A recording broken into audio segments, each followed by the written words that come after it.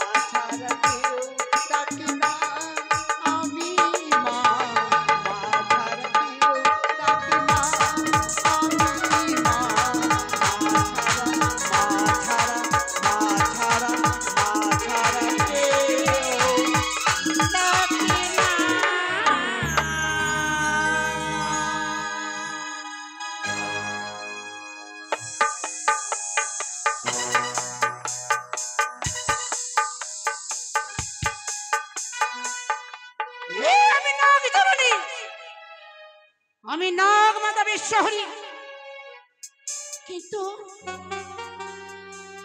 নাগ মাতা হয়েও কি আমি জগৎ মাঝে জগৎ প্রীত হতে পারবো না? আমি মানবের হস্তে পুজো পাবো না? সে আশা কি আমার তবু পূর্ণ হবে কি হবে না? কি করলে আমি জগৎ প্রীত হতে পারবো? পিতা মহাদেবের কাছে গেছিলাম আমি, পিতা বলেছে মর্তধামে যদি জগৎ প্রীত হতে হয় চম্পলা নগরে যেতে হবে চাঁদে সদাগরের কাছে। চাঁদে সদাগর কঠোর প্রতিজ্ঞা করেছে আমার জন্য পুষ্প জল দেবে না। তাই সর্বপ্রথম পুজো পেতে হলে আমায় চম্পলা নগরে যেতে হবে, না হলে আমার সর্বস্ব আশা বিফল হয়ে যাবে।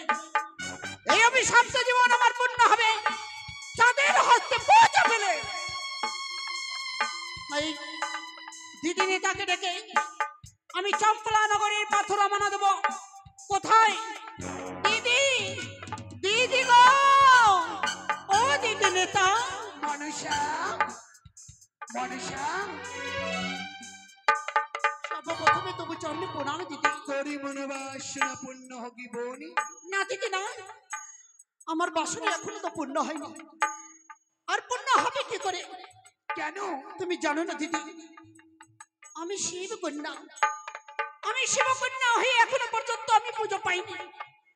মর্তের মাটিতে যদি পুজো না পাই তাহলে যে আমি দেবের প্রতিষ্ঠান হতে পারবো না। বলো দিদি কি করি আমি, কি করি দিদি? মনসা, ভুলে গেছিস তুই হয়তো বিস্মরণে হয়ে পড়েছিস, কিন্তু আমি তো আর বিস্মরণ হয়ে যাইনি। তার মানে কি বলতে চাও তুমি আমাকে?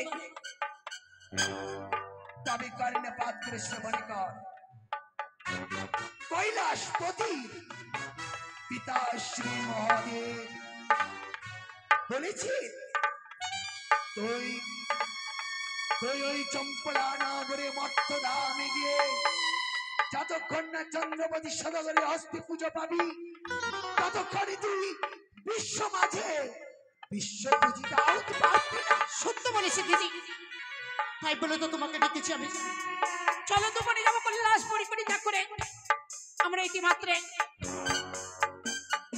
মর্তের মাটিতে চম্পলা নগরে চম্পলার অধীশ্বর চাঁদে সদাগর যদি আমার জন্য পুজো দেয় তাহলে যখন আমি জগৎ পূজিত হব। তাহলে চলো দিদি, চলো আমরা চম্পলার পথে রওনা দেব। চলো দিদি, এসো হংসরত করে আমরা চম্পলা নগরে যাই। তারা তারা মনসা, তোর এই বেশি তো এই বেশি গেলে হবে না। মনসা দিদি গো ওই চম্পলা যাওয়ার পথে তোকে তোর মহিমা প্রচার করতে হবে। পিতাশ্রী বলেছেন, অন্ধকে দিবি নয়ন, খঞ্জনীকে দিবি পা, নির্ধনীকে দিবি ধনী, অপুত্রকে দিবি পুত্র। তাই যদি হয় তাহলে চলো দিদি, এসো তুমি হাঁসরাতে নাগ রথ সাজিয়ে সব আমি চম্পলা নগরে। কোথায় নাগগণ, এসো সবে মিলে আমার হংসরাতে সাজিয়ে দাও, ছুটে যাবো আমি চম্পলার পথে। ও নাগ সাজাই দাও তুমিরা সবে আমার হংসরাথ খানি।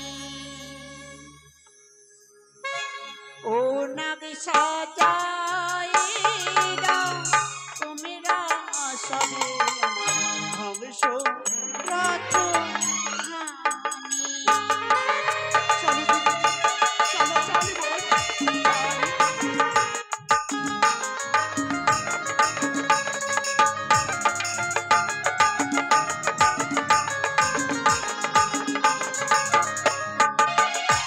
ওরে হংসরাতে যাবো আমি,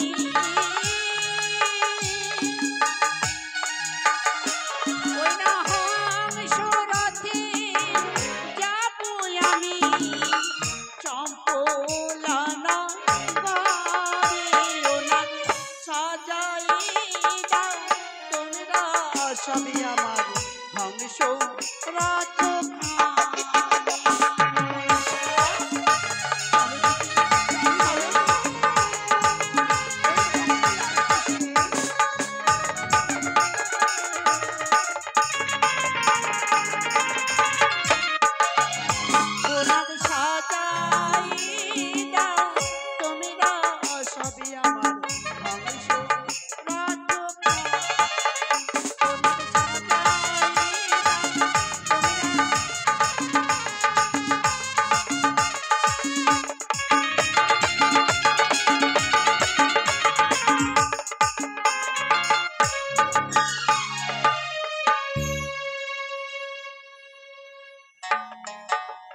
দিদি গো, কত শত জায়গায় ফিরে এলাম, মক্কা মদিনা শহরে হাজির হুজুরের হাতে পেলাম পুজো।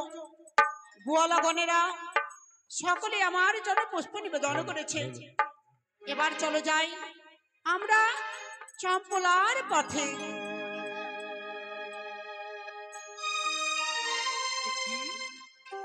হায়রে ভগবান, আমাদের একদিন মাছ না ধরলে খেতে পাই না। চম্পলা নগরে যায়, চম্পলা নগরী থেকে খাবার নিয়ে আনি বলে আমরা দুই পুত্রকে খেয়েছি। হায়রে ঠাকুর, তুমি এত কষ্ট কেনই আমাদের ভাগ্যে লিখেছিলে ভগবান?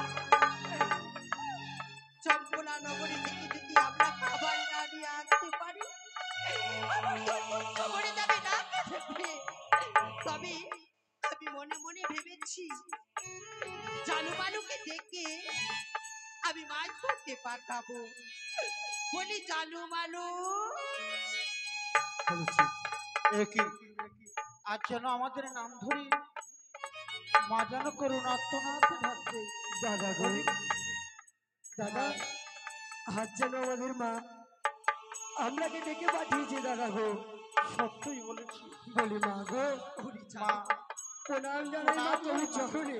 তোমাদেরকে আশীর্বাদ করি, তোমাদের মনস্কামনা পূর্ণ হোক। বলি মা, তুমি সেই রাজপ্রাসাদ যাও কাজ করিতে, আচ্ছা, সেইখান থেকে যা আমাদের জন্য নিয়ে আনো মা, আমরা তাই যে খাই। কিন্তু মা আজ যে আমাদের বড়ই ক্ষুধা পেয়েছে মা গো, যাও মা যাও, আমায় তুমি কিছু খেতে দাও মা। একটু জানো মা, কথা বলিস না মানু, এ কথা অনেকক্ষণ ধরে ভাই যেন খাওয়ার জন্য কান্না করি। জানু আজ তোরা এ কথা আমায় বলিস না। আমরা যে বড় ক্ষুধার্ত। তোরা তো জানিস তোদের তোদের পিতা বেঁচে নাই, তোরা তো জানিস তোদের পিতা বেঁচে থাকতে হয়তো সত্যি মা, কোন থেকে কোনো ইনকাম করে আমাদেরকে দিত, তাদের তোদের ক্ষুধাও মা, জানিস জানু মানু মা গো, মা আমরা যাই চম্পলা নগর, হ্যাঁ মা, চম্পলা নগর থেকে খাবার আনি, খাবার এনে তোদের খাওয়াই জানু মানু রে। সত্যি বলেছ মা গো। ওই চম্পলা রাজপ্রাসাদ থেকে খাবার নিয়ে এসে মানু তুমি আমাদের খেতে দাও। ওরে মানু, কিন্তু তোরা এভাবে দুজনে কাঁদিস না মানু। আজ আমি আর সহ্য করতে পারি না। সত্যি মা, বলি মা গো, মা গো তোমার মনে প্রাণে, মা গো তোমার মনে প্রাণে কত ভালোবাসা মা জানো তোমারি করুণা তুমি পৃথিবীতে মানু না শ্যামা। বলিস না।